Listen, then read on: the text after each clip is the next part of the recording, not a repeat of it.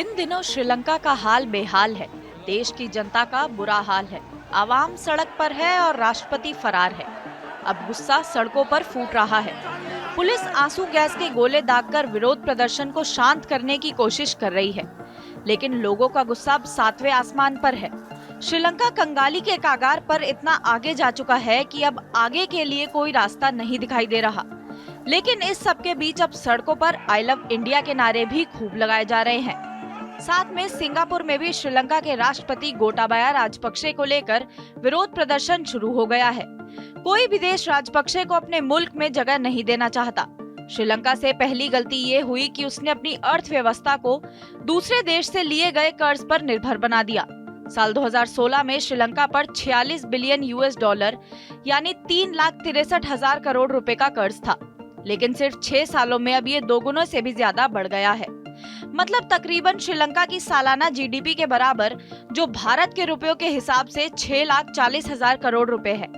इससे ये साबित होता है कि श्रीलंका ने कर्ज लेते समय ये बिल्कुल भी नहीं सोचा कि उसे ये पैसे ब्याज के साथ वापस लौटाना होगा, और इस बात का भी बिल्कुल ख्याल नहीं रखा कि अगर वो ये पैसे नहीं लौटा पाया तो उसकी अर्थव्यवस्था खत्म हो जाएगी।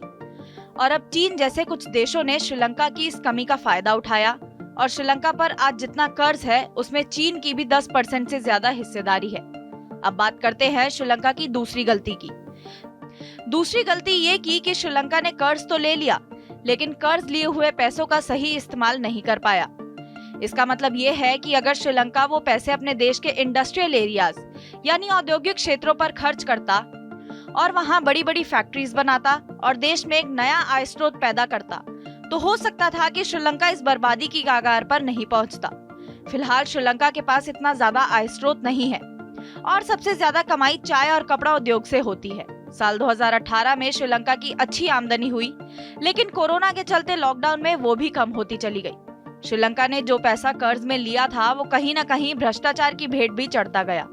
ऐसा इसलिए है क्योंकि साल 2015 में जब श्रीलंका में राष्ट्रपति के चुनाव हुए थे, तब राजपक्षे परिवार ने चीन की कंपनियों से लिए हुए कर्ज अपने चुनाव प्रचार पर खर्च किए थे। ऐसा आरोप लगाया गया था कि चीन खुद चाहता था कि महिंदा राजपक्षे इस चुनाव में जीत जाएं और इसलिए उसकी कंपनियां श्रीलंका को भारी भरकम कर्ज देने के लिए तैयार हो गई।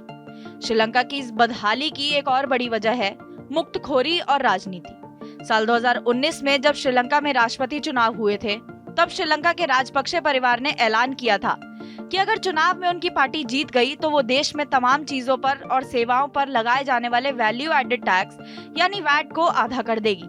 जब चुनाव में राजपक्षे परिवार की पार्टी जीती तो वादे के तहत वैट को 15% से घटाकर 8% कर दिया, जिससे श्रीलंका को उसकी जीडीपी के 2% के बराबर नुकसान हुआ।